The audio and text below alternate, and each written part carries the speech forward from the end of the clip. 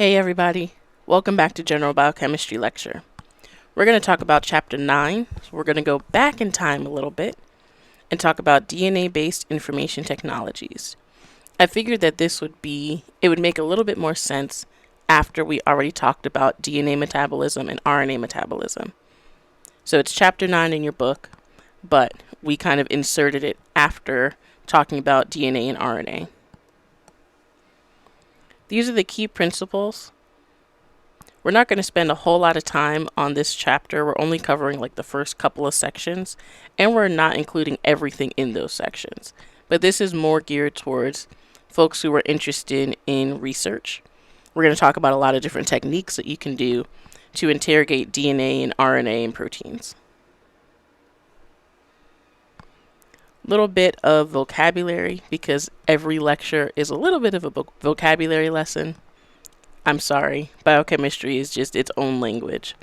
So we've got the genome and we've got genomics. The genome is the complete haploid genetic complement of an organism. Genomics is studying that DNA on a cellular scale. This is related to systems biology, which is where you're looking at the whole cell and the whole organism. Now we're going to talk about ways that you can study genes and their products. Genes can be isolated by DNA cloning. A clone is just an identical copy. DNA cloning, you're amplifying a particular gene or segment of DNA, and you're being selective about what segment it is that you want, so that you can study whatever information that is within that segment. There are lots of recombinant DNA technologies, what's also called genetic engineering, and that's just methods that you use to accomplish the DNA cloning and all the other tasks that you do. There's 5 general processes when you're cloning DNA.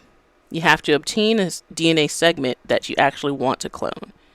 So it could be as simple as a few clicks of the mouse to purchase a DNA library. It could be isolating DNA from an organism. Lots of different ways to go about getting it, but you have to have something to clone. You select a small molecule of DNA that is capable of autonomous replication. So that means you need some kind of a polymerase that can do the job of replicating the DNA in the test tube. You join the 2 DNA fragments together covalently, and then you remove the recombinant DNA from the test tube and shove it into a host organism. And then after you do that, you can select or identify the cells or tissues or whatever that have the recombinant DNA. And you can study its gene product, you can study where it goes, all kinds of things. So how do you create a recombinant vector? Well, a cloning vector is just a small amount of DNA that is capable of replication. So it doesn't require any kind of additional help outside of the actual enzyme that will replicate. So it's got a place for the polymerase to bind. It's got the proper termination sequences. All of those things are present within the vector. What you do is you take the cloning vector, which is also called a plasmid, and I'm going to call it plasmid from now on.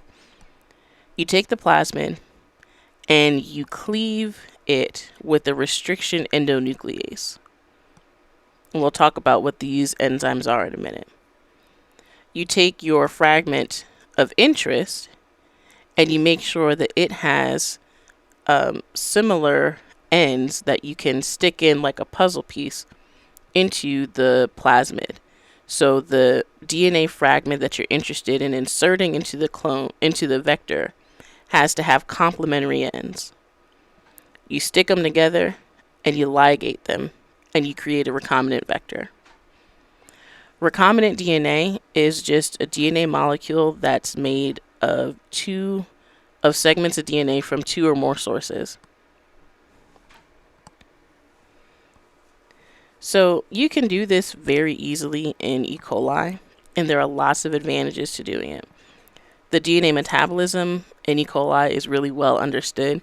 We talked about it when we were talking about DNA replication.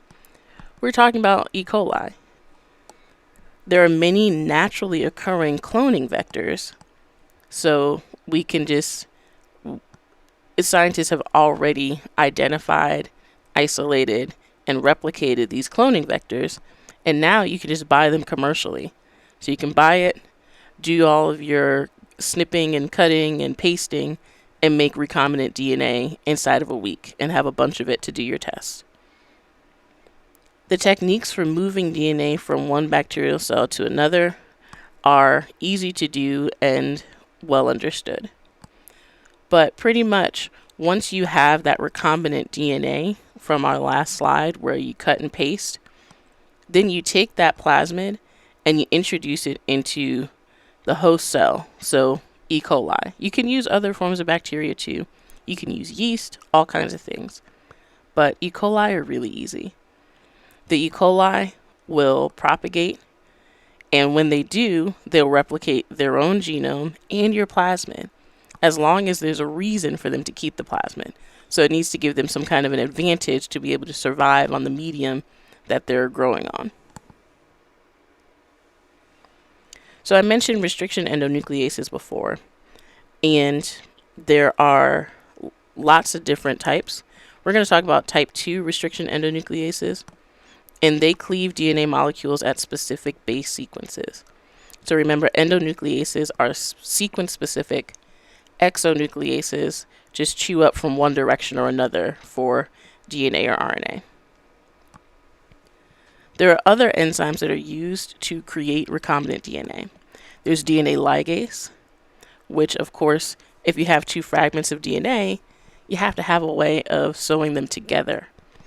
So this is very similar to, again, replication of DNA, where you're making the Okazaki fragments and you have nicks all along the way that you have to seal up. It's the same DNA ligase that we use recombinantly.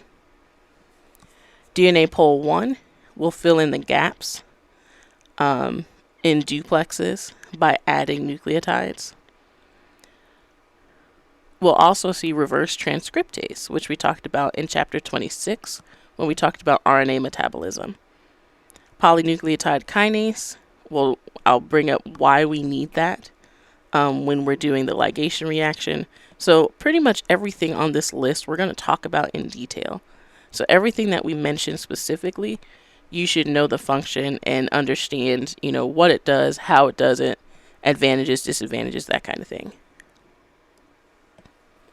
So we'll start with restriction endonucleases. So there's different types. And the other name for them is restriction enzymes, which is what I will call them from now on. But the real name for them is restriction endonucleases. But restriction enzymes recognize and cleave DNA at specific sequences, and those sequences are called recognition sequences or restriction sites. Restriction sites is usually what you'll hear in the lab. There's also methylases, and we talked about methylation of DNA as a way of identifying the old strand versus the new strand when it comes to DNA replication in E. coli. We take advantage of that when we're making recombinant DNA. So methylases catalyze the methylation of host DNA to protect it from digestion by the host cell's restriction endonucleases. Then we have the restriction modification system, which embodies the restriction enzyme and the corresponding methylase. We've also got DNA ligases, which again join DNA fragments so that you have a closed plasmid. There are different types of restriction enzymes. Types 1 and 3 are big. They're multi-subunit complexes, and they have both the endonuclease and the methylase activities all in one. Type 2 restriction endonucleases are much simpler. They don't require any ATP, and they catalyze the hydrolytic cleavage of DNA phosphodiester bonds within that recognition sequence. So it just does the cutting, doesn't do anything else. And these are enzymes that you can purchase.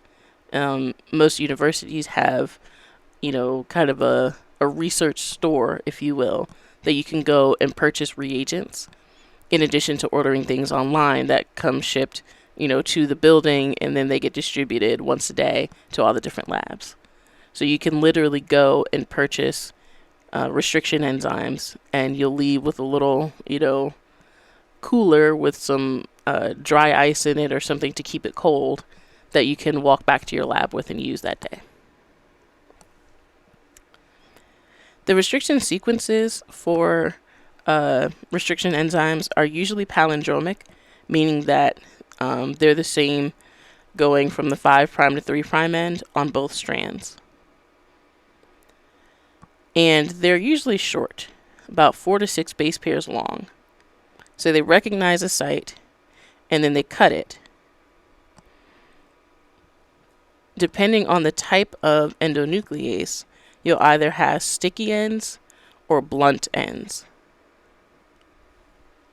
So sticky ends, you have unpaired bases on the ends, and that's because the enzyme makes a staggered cut. So we have a restriction site here, GAATTC. That's for EcoR1. That's a very commonly used restriction enzyme. When it cuts both strands in the same way, and you have these overhangs. These are the sticky ends. So you can put something in here, and whatever DNA segment you're inserting into the plasmid has to match this region and this region. So you have to have complementarity here. Then you can just use a ligase, sew it on up, and you're good to go. Other cleavage sites, when you have a restriction enzyme, you will make a blunt end. And that's because the enzyme makes a straight cut. So you've got no unpaired bases on the ends. It's just straight up, completely separated, and that's it. It's far more common to have sticky ends than not.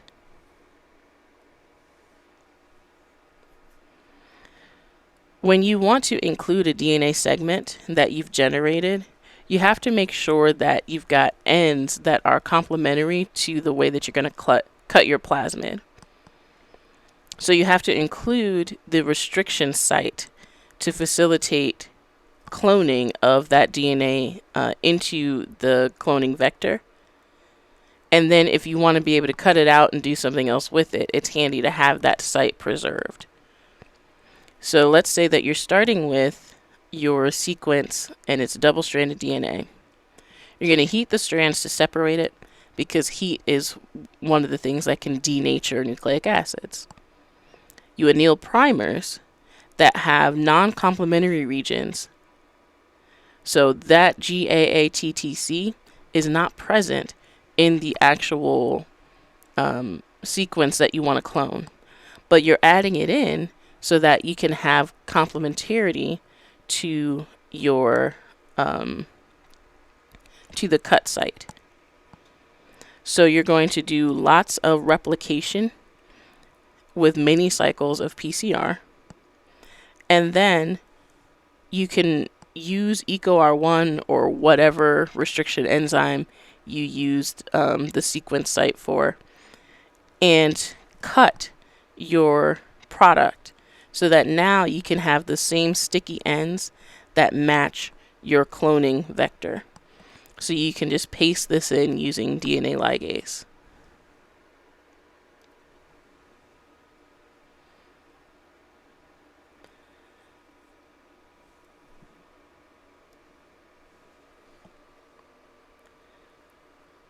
You can have a synthetic DNA fragment that's inserted into a plasmid like we were just talking about.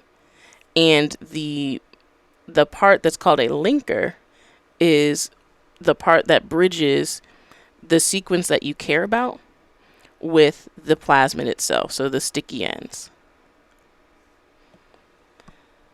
Within cloning vectors, there's a site called the multiple cloning site, or the MCS. That's where lots of different sequence recognition sites are present for lots of different restriction enzymes. So you can cut with your choice of restriction enzymes and then make your linker, your synthetic DNA, to bridge those ligated ends to the gene product, the gene that you're trying to insert into the plasmid. So it's really handy for being able to insert additional DNA at a later point. So when you clone something in, you can preserve other sites, and you can just keep adding. You can have multiple genes in the same plasmid.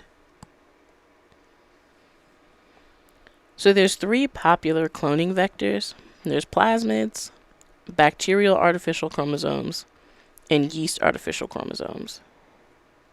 Plasmids are just circular DNA, and it replicates separately from the host chromosome. You have to have some kind of a reason to keep the plasmid in, so some kind of antibiotic resistance or something like that. They're usually anywhere from 5 to 400,000 base pairs long. The PBR322 is a very common plasmid to use in E. coli. And we're going to talk about some of the features of this plasmid. So you have to have an origin of replication, somewhere where replication is initiated. That's the ORI. You also have to have a reason for the E. coli to hold on to the plasmid. Making more of this plasmid and keeping it around when the E. coli are doubling, if there's no need to replicate, it's just going to get rid of it. So you need to give some kind of antibiotic resistance or something like that to encourage it to keep the plasmid around. And you grow the bacteria on media that contains ampicillin or tetracycline or something like that, that will encourage the bacteria to keep it because it wants to survive. So ampicillin is a really common one. Tetracycline is also a common one as well. And then, of course, there's a multiple cloning site here.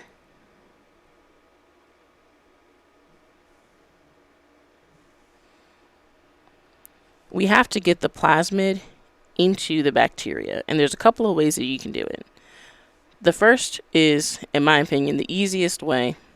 It's not always as successful when you have really large plasmids, but by and large, it's a pretty good first line of defense to try because it's so quick and easy. You take a small plasmid and you shock the bacteria by making them hot, and then you make them cold. For whatever reason, this makes them take up DNA. But that heat shock treatment is enough to get your plasmid in, and then you allow the bacteria to rest at the temperature that they like, which is usually a little on the warmer side. And then you plate it, you let them grow.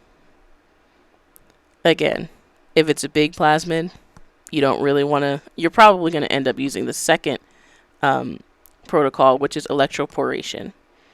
So you use high voltage pulses, and that transiently makes that membrane around the bacteria permeable. And so small and larger plasmids can just kind of shimmy their way on in when the membrane is permeable. Once you have your plasmid in, you have to have a way to select for the cells that have your plasmid and the ones that don't. So you can use a selectable marker that either permits the growth of a cell, which is called positive selection, or it's going to kill the cell under certain conditions. So you could imagine that ampicillin resistance would be something that you could use as a selectable marker.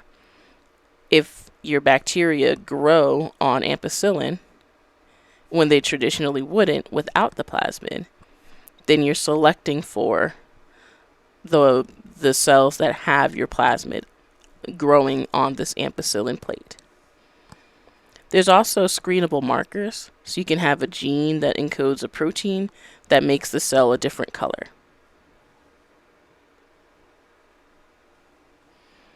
So let's talk about some examples of positive and negative selection markers. So let's say that you want to make use of both the ampicillin resistant gene and the tetracycline resistance gene. You make your plasmid, you insert your foreign DNA in, and when you do that, you are cleaving the ampicillin resistance gene, but you leave the tetracycline resistant gene intact.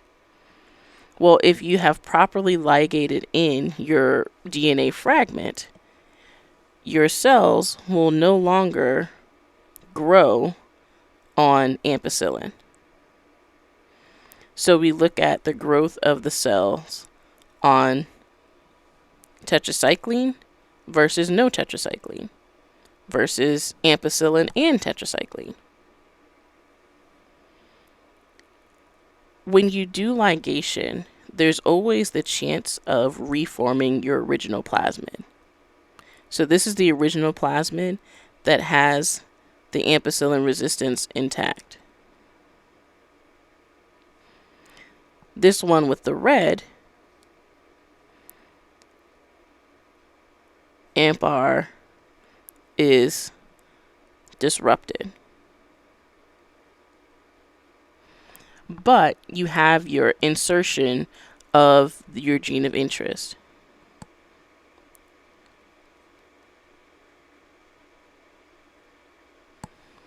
So you should be able to see growth on tetracycline, but not on ampicillin resistance.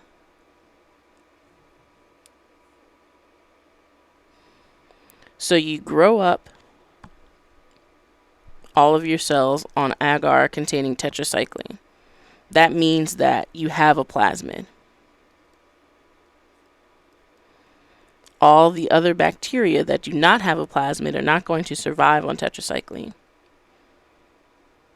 Then you take that and you pretty much impress another plate with the same colonies, but that plate contains ampicillin and tetracycline. If the colonies grow on the tetracycline only plate, but not the ampicillin plate, then that means you likely have your plasmid that is constructed the way you want with your gene of interest inserted. If it grows on both, then you just reclosed your original cloning vector. So this is kind of like a logic puzzle, and that's why I like these.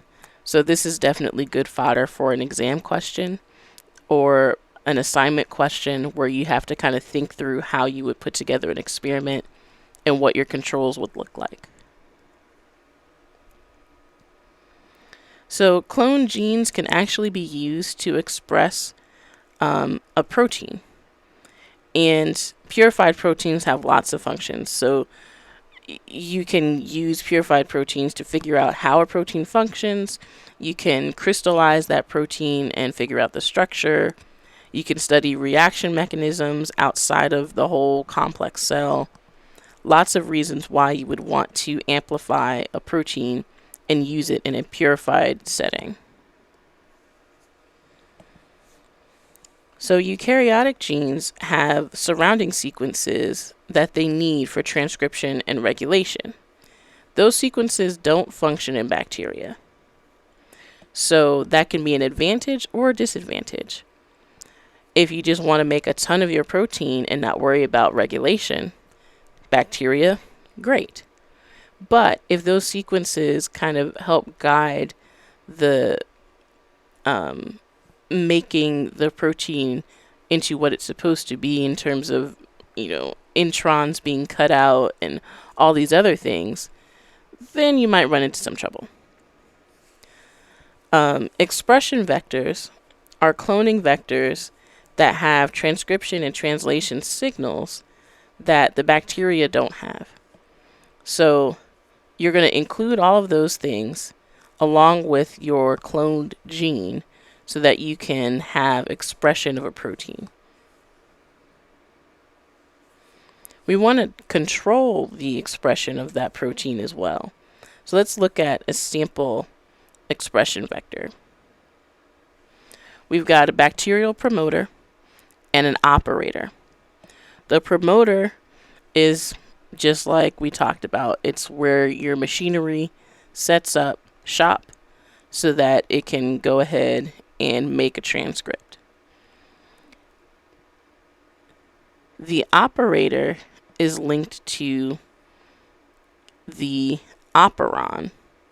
So there's a gene that encodes a repressor that binds to the operator and regulates the promoter region being accessible.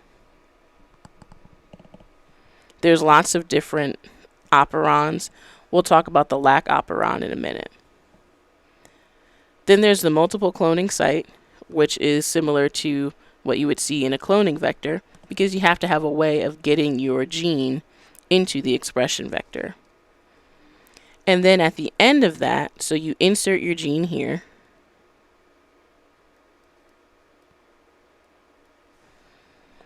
and then you have a transcription termination sequence. There's always some kind of a selectable genetic marker, like antibiotic resistance. And you also have to have an origin of replication, because this plasmid needs to be replicated and passed on as the E. coli grow and split. There's lots of different systems that you can use to express recombinant proteins. Bacteria is very easy and common. So are yeast. Insects and insect viruses are a little bit more finicky. And then mammalian cells in culture, more finicky still and more expensive. So we go from the least expensive to the most expensive. So bacteria, like I said, most common host for protein expression. Really easy, really cheap, and very robust. Advantages: the regulatory sequences are very well understood. You can get a high level of expression of your protein. Very easy to store and grow bacteria. So they are far less finicky. Just give them some media and some warmth and they're good to go. A little bit of shaking. We have very efficient methods for transforming and extracting DNA, so we can manipulate bacteria very easily. And you can grow a ton of it very quickly and easily. Disadvantages: some proteins don't fold correctly. So if you're trying to express a human protein in a bacteria, there may be some post-translational modifications and things that need to happen to the protein in order for it to fold properly that will not happen in bacteria. Some gene sequences can be difficult to express, and there's lots of different reasons as to why. But these proteins will aggregate in insoluble precipitates called inclusion bodies. Now, you can use that to your advantage sometimes, and then you can purify the inclusion bodies, but you have to have a way of rendering the protein that's in the inclusion body actually available to fold and make it fold properly. So it can be a really powerful way to purify your protein, but only if you have a way of recovering that protein and making it functional again. Now, I told you we were going to talk about operons. We're going to talk about the lac promoter, and this is related to lactose. So lactose is a sugar that can give bacteria energy. And we're really talking about E. coli here. E. coli are the workhorse when it comes to creating, expressing proteins in the lab. And you can fuse a gene of interest to the lac operon promoter and the regulatory sequences so that transcription of your gene only happens when there's lactose present in the medium. Now, unfortunately, regulation is a little bit leaky. You'll still get some expression of your protein even without lactose being present. But you'll have real activation of making your protein when lactose is present. So you can also use a bacteriophage T7 promoter and an RNA polymerase. The T7 promoter gives you better, tighter regulation, so it's not as leaky as the lac operator is. And so there's a gene that you clone in your gene, it's fused to a T7 promoter, and it's transcribed by the T7 RNA polymerase. This tighter regulation means that if you have just E. coli growing up that have the plasmid, your expression plasmid, but they're not induced, you're not going to see your protein here. There are some proteins that are around the same molecular weight, but nothing in comparison to when you induce expression of your protein. Then you see a huge band there. Yeast are a really good system. They're very well understood, probably the best understood eukaryotic organism. The reason that you can use yeast is because it's very similar to bacteria, where you have promoters that are understood, that you can control, and you can do so by using the appropriate medium that's going to turn on or turn off a particular gene. So it's pretty easy. The advantages of using yeast is that it's well understood, but it's also eukaryotic. So that means that if you're trying to express a human protein or a mouse protein or something like that, that the expression of those genes might be more efficient because it's closer to home. Eukaryotic organism expressing a eukaryotic protein. Proteins might be folded and modified more accurately because more of the machinery is in place in yeast than in bacteria. However, I will say that yeast are more susceptible to, bacteria. So if you have bacteria in your yeast, then they're gonna be killed. So you have to be more you have to be more careful in your technique when you're doing transformations with yeast and growing your yeast and things like that. So it's easy, but there's still an increased level of difficulty in comparison to bacteria. So disadvantages, like I said, the lab kind of practical aspect of it, which I'm not going to hold you responsible for knowing, but I'm trying to give you the complete picture of why we care. There are still some proteins that may not fold properly because they're yeast, and if you're trying to express a human protein, well, humans are humans, yeast are yeast. They may not have all the enzymes needed to modify proteins to make them active. And there's certain features of a gene sequence that can hinder the expression of a protein in yeast that would aid in its original system.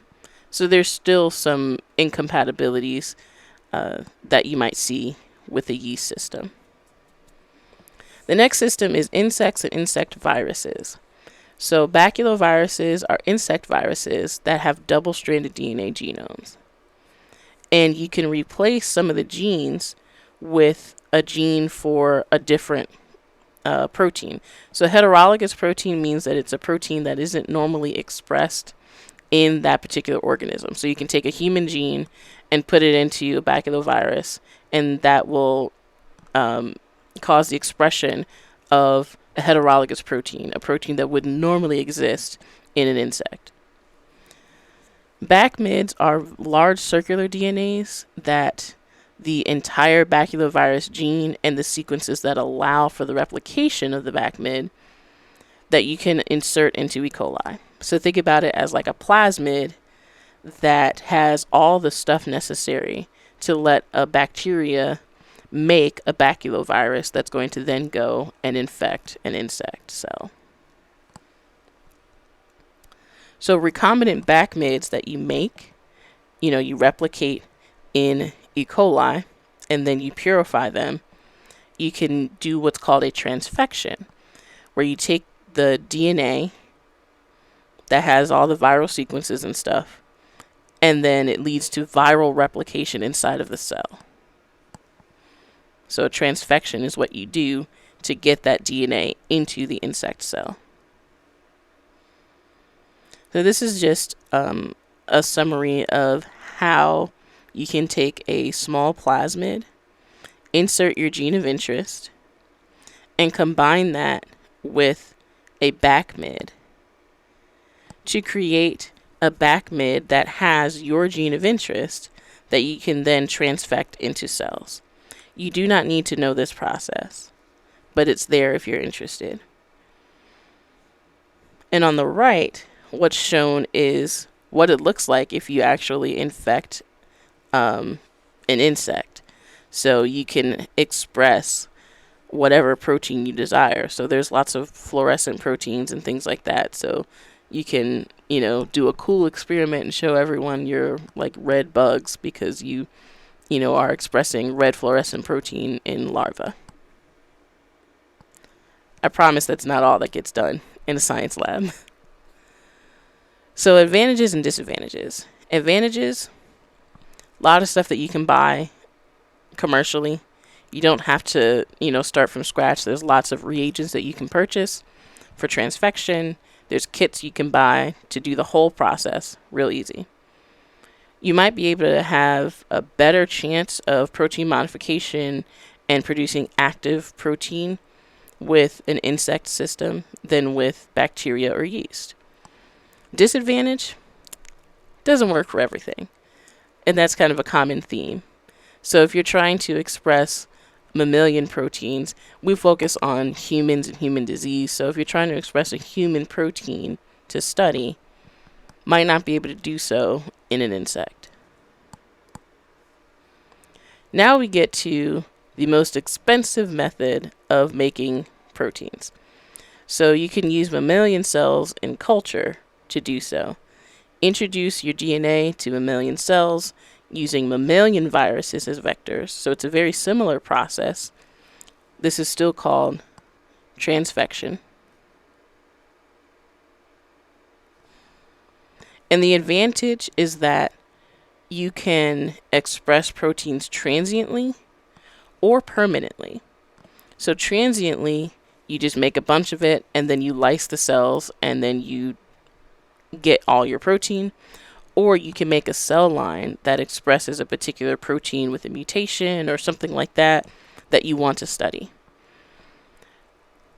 The best part about this is that you're guaranteed to have the proper post-translational modification.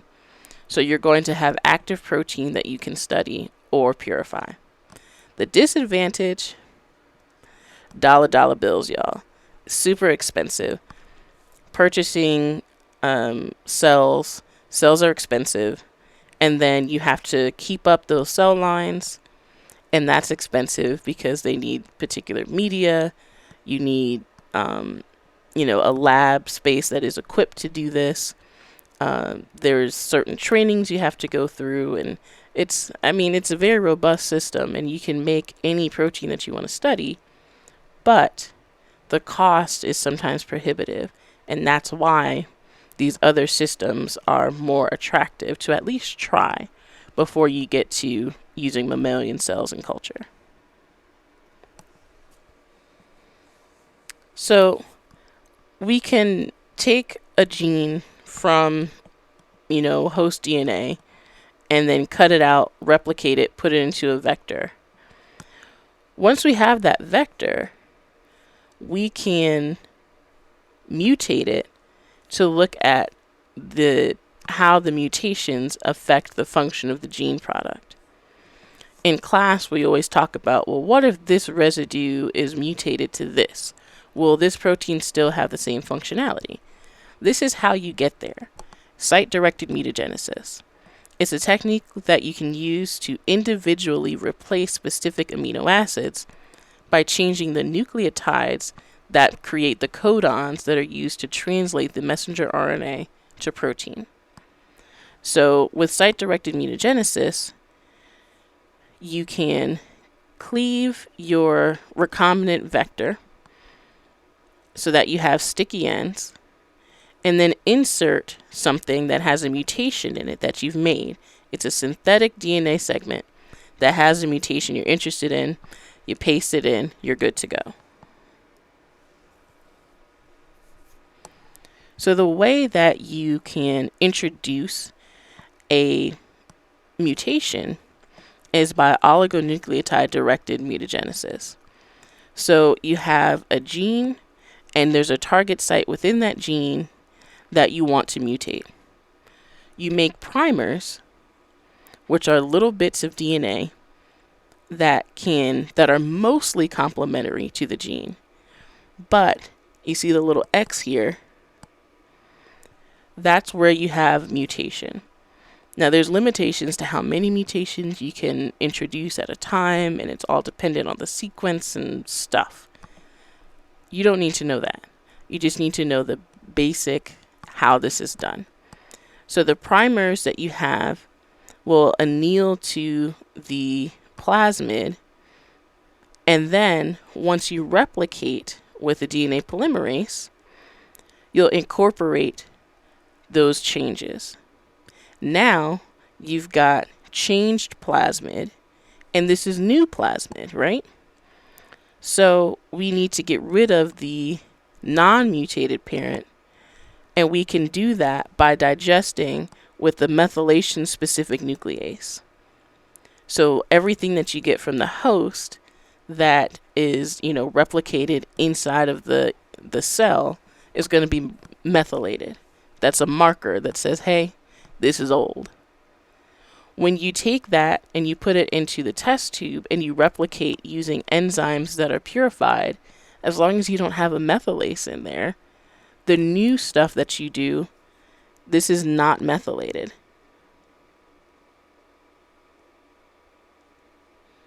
So it's not going to be destroyed by the methylation specific nuclease.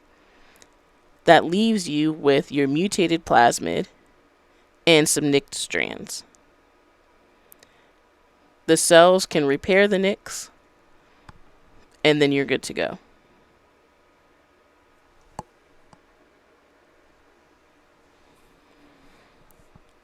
We're talking about expressing protein. We talked about a method for introducing mutations into the expressed protein. Now we need to talk more about purification. So we talked a little bit about this in the beginning of the course. We're talking about it again because it's very important. Lots of really cool tools and techniques for purifying proteins. So there are terminal tags that you can use that provide handles for purification. And a tag is just a peptide or a protein or something that binds to a stable ligand with high affinity and specificity. That tag is fused to the front end or the back end of your protein, and it enables you to use affinity chromatography. This table has some commonly used protein tags. So you'll see a His tag used all day long. It will bind to nickel. It'll also bind cobalt, and it binds cobalt a little bit better. But again, that's just kind of the practical stuff that you learn in the lab after being in there for years and years of your life. These other ones are great examples of good tags.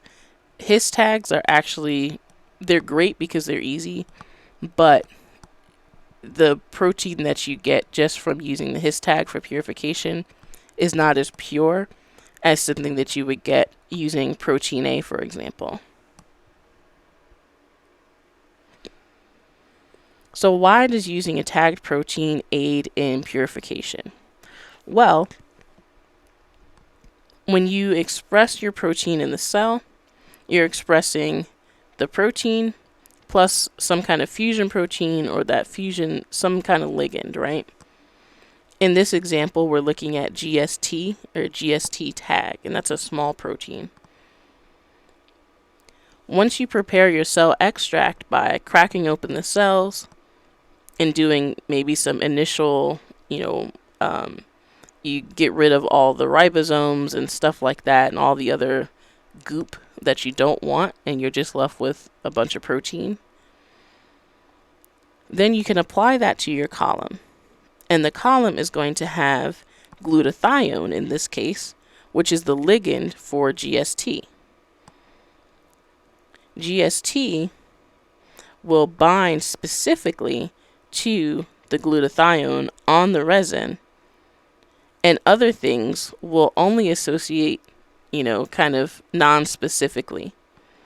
You can wash your column with really, really stringently, so using high salt or whatever that's not going to destroy your protein, but will absolutely remove contaminants that are just non-specifically interacting with the resin. And once you do that, you can then cleave your protein, so you can just add more of the ligand. So you can add, like in this case, free glutathione, and that will cause the it'll compete with the glutathione that is bound to the resin, and you'll get your protein coming off. So by affecting how well your protein sticks to that column, you can really stringently wash away all the other proteins that you don't care about, that you don't want, and just be left with your protein of interest. Other techniques that you can do. So we've talked about PCR, the polymerase chain reaction, and how we can use that in our cloning to make cloning vectors or cloning plasmids, expression vectors, that kind of thing. But we can also use it as its own experimental technique. So we can do what's called reverse transcriptase PCR, or RT-PCR. And that uses a reverse transcriptase to generate a DNA strand from an RNA template. And then you can use PCR to replicate the DNA that you just made using DNA polymerases. We'll talk about that in the next slide. There's also quantitative PCR, or qPCR, which is also called real-time PCR. And that you can use to estimate how many copies of a particular sequence you have. So how much RNA do you have that encodes for gene X at this time? And you can compare, different cellular conditions and things like that to get an idea of how much transcription is going on at any particular time. So we'll start with reverse transcriptase PCR, or RT-PCR. What makes this novel is that you can create a cDNA library, which was very briefly mentioned in the chapter 26 lecture. But a cDNA library tells you all of the transcripts that are being made. So you look at the RNA, and then you make DNA from that RNA using the reverse transcriptase. So you add in a synthetic oligo that's a DNA primer to the sequence that you're interested in amplifying. So there's some target RNA that you want to know how much of this gene, let's say, is being made. Or you want to know, is this gene being made? You purchase your oligo, and then you add reverse transcriptase along with this oligo to catalyze DNA synthesis in the 5' to 3' direction, because that's what reverse transcriptases do. They take an RNA substrate or template, and they make a DNA that's complementary to it. Once you have this RNA DNA hybrid, you heat the strands to separate. That heating also inactivates the reverse transcriptase. So the RNA is no longer going to be a template. Then you add your synthetic oligos to to create a complementary strand to the single strand of DNA that you just made. And here we're going to use a thermostable polymerase like the DNA pol from TAC. It's a thermally stable bacteria that loves heat. So you can crank up the temperature on your PCR reaction to make all of these DNA strands. And so after you continually replicate, and then you have a bunch of double-stranded DNA that's representative of the target that you're interested in. And again, this is a way to determine all the different RNAs, like what is going on in the cell. Then there's quantitative PCR if you're interested in how much of a given transcript. The quantity of a transcript present in a cell can be indicative of how much translation is occurring. Doesn't have to be, but it can be. And in this experiment, what you do is you have a probe that's got a fluorophore on one end and a quenching molecule on the other. So fluorophores fluoresce because they're giving off energy, because you have a change in the state of your electrons in the molecule that is the fluorophore. Well, if you have another molecule nearby that can take up that energy, then you're not going to see that. You're not going to see the fluorescence anymore. So you have these two molecules close together in a semi-stable hairpin. When that probe finds a target, aka the DNA that you're interested in, it will bind to that target DNA, and that's preferable to staying in the hairpin. When those fluorophores and quenching molecules are separate, you'll start to see a signal.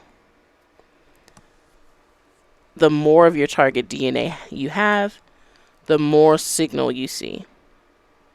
And the number of cycles that it takes to get above a certain threshold of your fluorescent signal is related to how much RNA you had or how much DNA you had to begin with. And there's calculations that you can do to kind of back calculate how much nucleic acid was present in your sample. We're not going to talk about any of that, but it's just a technique that's used to quantify how much of a particular nucleic acid you have at a given time. And it's really great to look at the changes in the transcriptome over time, or in response to a certain stress or something like that, or to compare a diseased state versus a non-diseased state to look at the effect of a mutation that causes a disease. Maybe it causes a transcript to become unstable, and that's why you don't have the protein, and that's why it leads to a disease. So it's a very powerful technique. Now we're going to explore protein function on the scale of cells in whole organisms. So there's 3 levels of protein function. There's the phenotypic function, which describes the effects of a protein on the entire organism, and there's a phenotype that you can observe. The cellular function, we're looking at the network of interactions at the cellular level that the protein engages in. And then there's the molecular level, where we're talking about a precise biochemical activity of a protein. So we're just looking at that one protein and what it does, and nothing else. The transcriptome describes the entire complement of transcribed RNAs at a given moment. And the people who study that they do transcriptomics, the study of transcriptomes. Remember that the transcriptome is not just about messenger RNA, but it's about all of the RNAs that are made, most of which are not messenger RNAs. Then we've got the proteome. We've talked about the proteome already, but just as a refresher, it's all the proteins present in a cell at a given moment. And if you study that, then it's proteomics. So there's different methods used for exploring protein function. There's lots of questions that you can ask, and then lots of methods that you can apply. We're going to talk about some of these methods, but for the exam and just for the future of, your health profession, understanding the questions that are being asked and how you can answer them, which techniques are best, that is a great practice in diagnosis. So you need to ask the right questions and pair it with, different tests and things like that so you can come to a conclusion. So this is really just practicing a way of thinking versus, learning how to be a researcher. But this is really practicing critical thinking and logic skills. So one of the things that can help is looking at structural motifs. Certain amino acid sequences are associated with certain structural motifs, and that can help define the molecular function. Oftentimes, these relationships are determined with the aid of computer programs that can look at the sequence of a protein and look at a huge database of other proteins or known motifs and pull out the ones that might be in your protein of interest. May not be exact matches. It can tell you percent similarity to these different motifs. So it's pretty robust. If you're answering the question of when and where a protein is present in a cell, that can also tell you something about the function.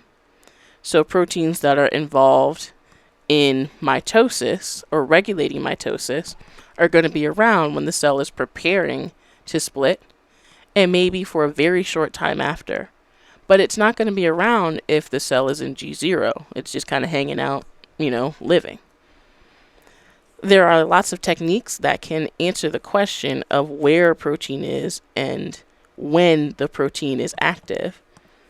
And some of these techniques are RNA-seq and transcriptomics, cell proteomics and mass spectrometry, and then using fusion proteins and immunofluorescence. And we're going to talk about all of these.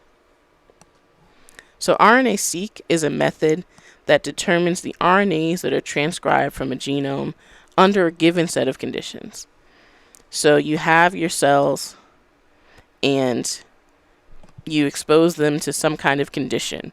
You shock them, you add some kind of a chemical, whatever it is. You fragment and isolate RNA that you prime so that you can create an RNA-DNA hybrid. Think about what enzyme you might use for that to create that RNA-DNA hybrid. Then you create double-stranded DNA, and we already talked about kind of the process of doing this. So think about that process. I'm not going to give it away, but we talked about it in this lecture already. Then once you have your double-stranded DNA, you can actually add on adapters to the 5' and 3' ends so that you can have something to hold on to and something with a known sequence so that you can sequence the unknown part. So the dark blue part is kind of the unknown that you're trying to figure out what different RNAs are around. The light blue part, that's the primers that you know the sequence.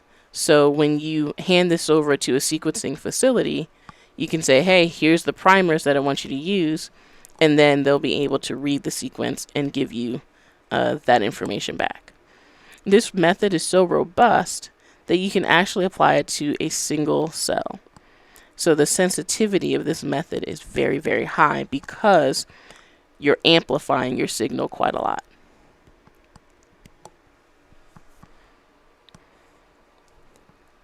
When you're looking at proteomes, one of the biggest workhorse tools is a mass spectrometer. And when you do mass spectrometry, you can catalog and quantify all the proteins that are present in a cell.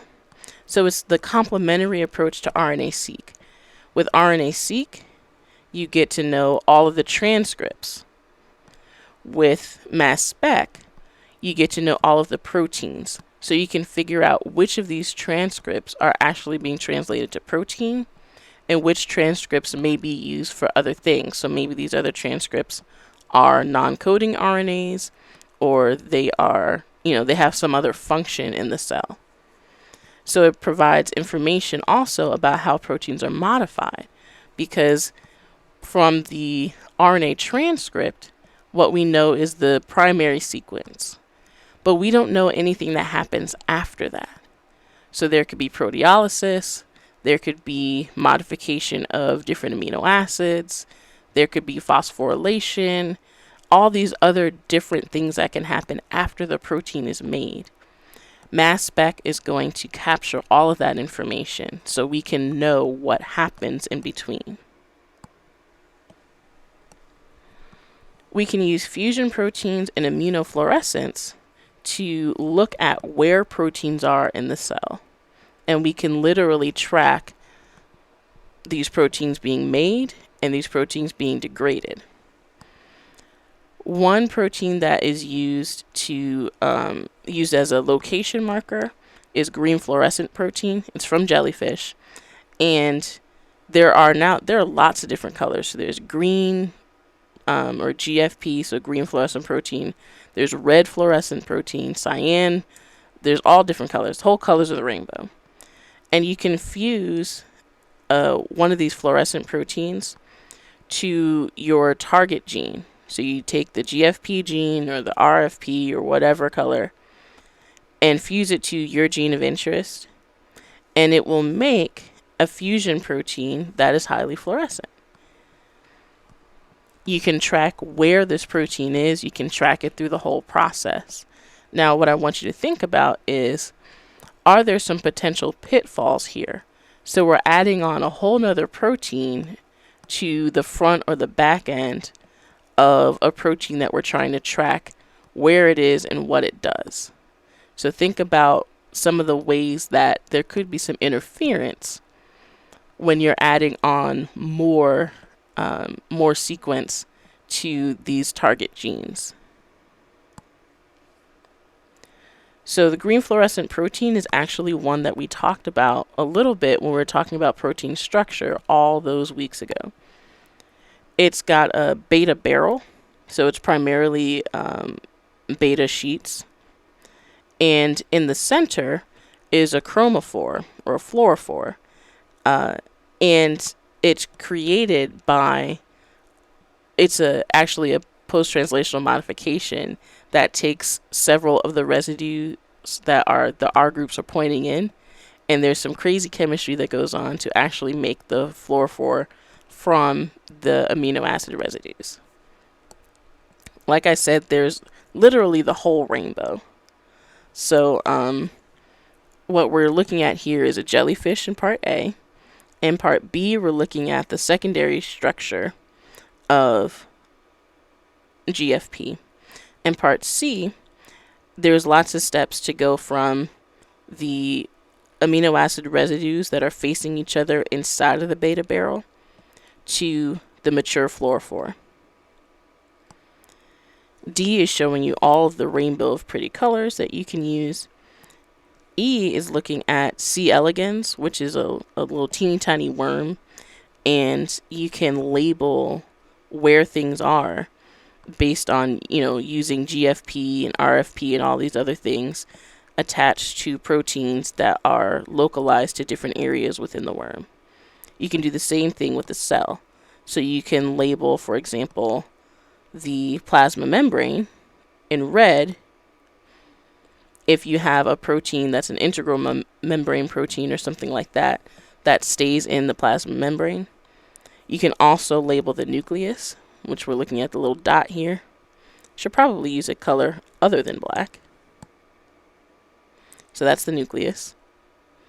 And you can literally watch a cell replicate.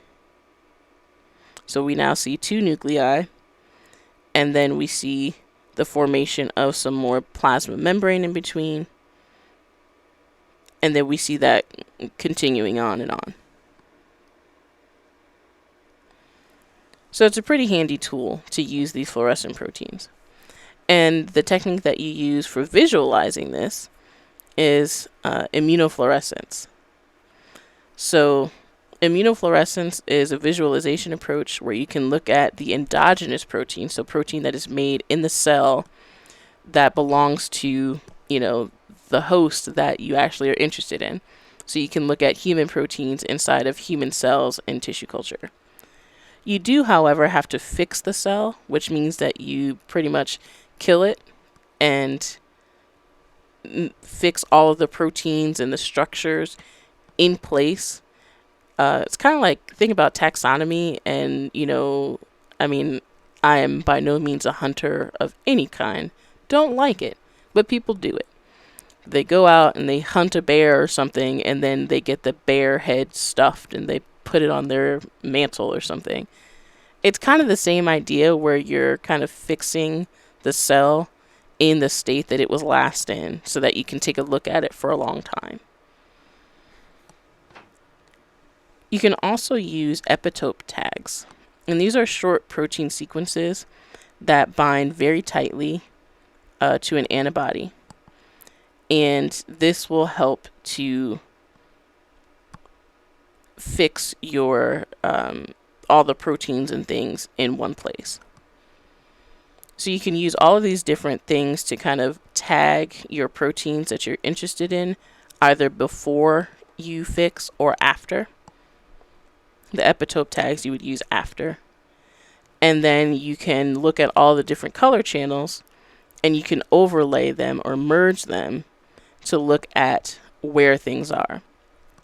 So let's say you want to know where DNA polymerase epsilon is and pCNA. Well, you can stain both of those using either approach. You have, RFP on there, or you can just use one of those epitope tags. Then you're looking at your red DNA polymerase epsilon. pCNA, you can do the same thing, different color.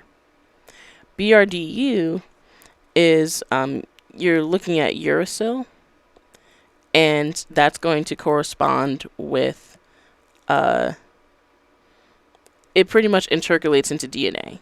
So it's a uracil derivative that intercalates into DNA, and you can merge these things and see, oh, okay, I'm in the nucleus. So this is like a nucleus marker.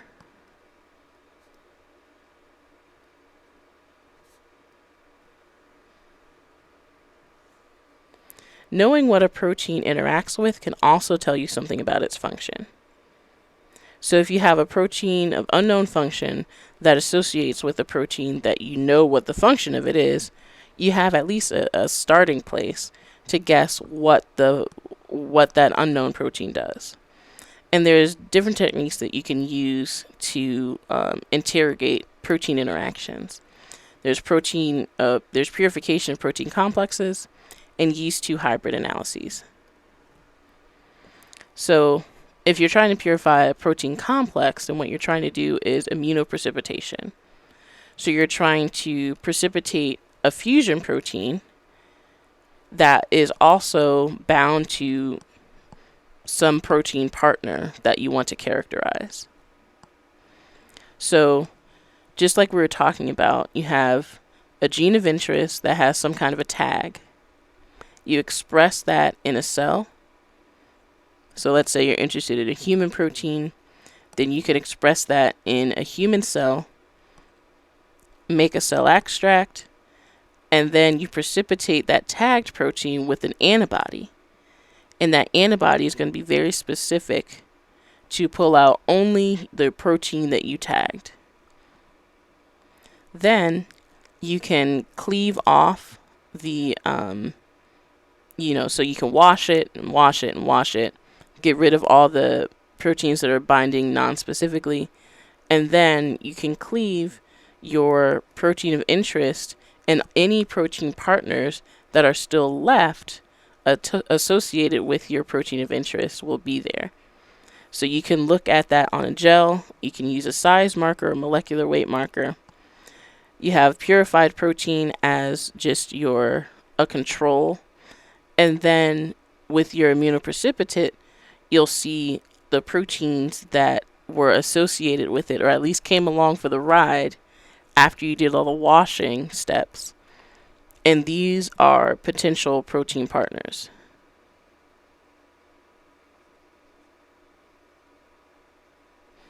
And you can use mass spectrometry to identify these proteins. You can also use tap tags. So tap tags are 2 consecutive tags that are fused to a protein to enhance the selectivity of your IP, immunoprecipitation.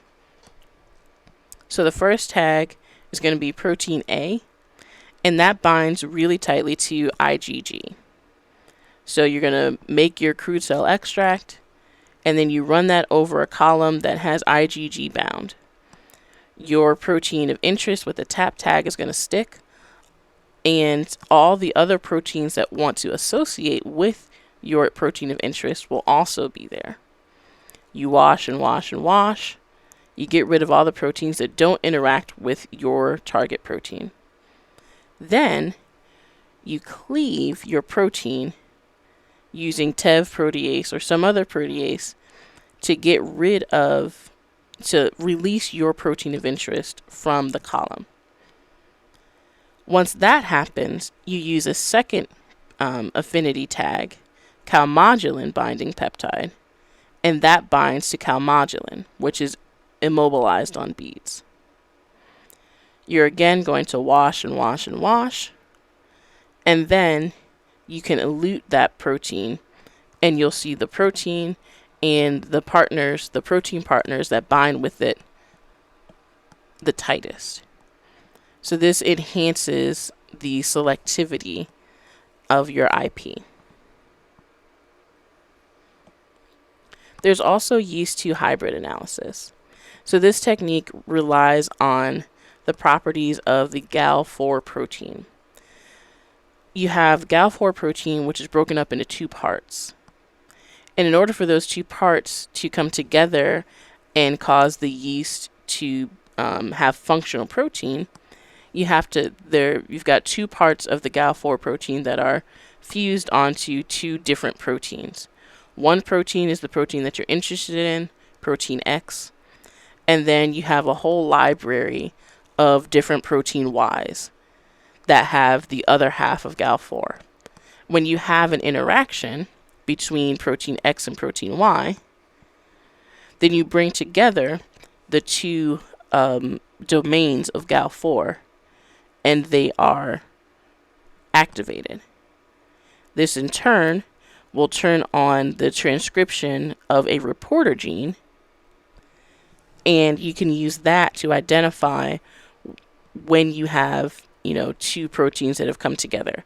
So that reporter gene could be a gene for making histidine or some other essential amino acid that is not present in the media that you're growing the yeast on. It could also be some kind of, something that may kill the yeast without the reporter gene being transcribed. So this is a way to probe molecular interactions in vivo. There are some caveats, of course, because we're talking about adding on a whole nother domain of a protein to the protein that you're interested in. And that can introduce different conformations, and it may bring together proteins that may not normally come together. So there are certainly caveats, but it's a way to at least narrow down the list because there's so many different proteins in the cell.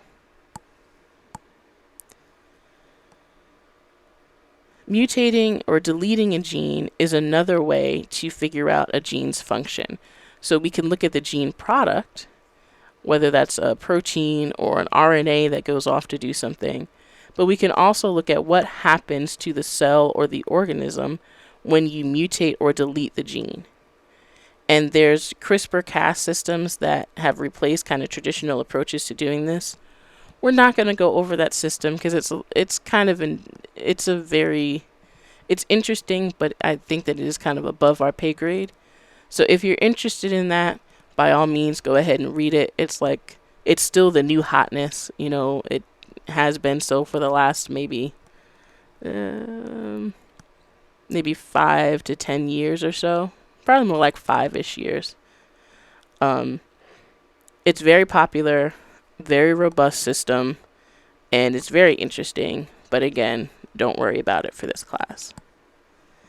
That's it. Thanks for watching. We just covered a bunch of different techniques that you can use to figure out more about DNA, RNA, protein, function, interactions, all the things.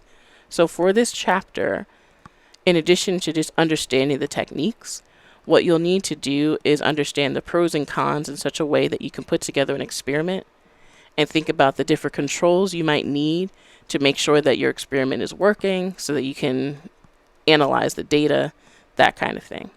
So that's just giving you a heads up for how you're going to be tested on this information. We'll practice that and more in live lecture. So I'll see you there, and stay safe until then.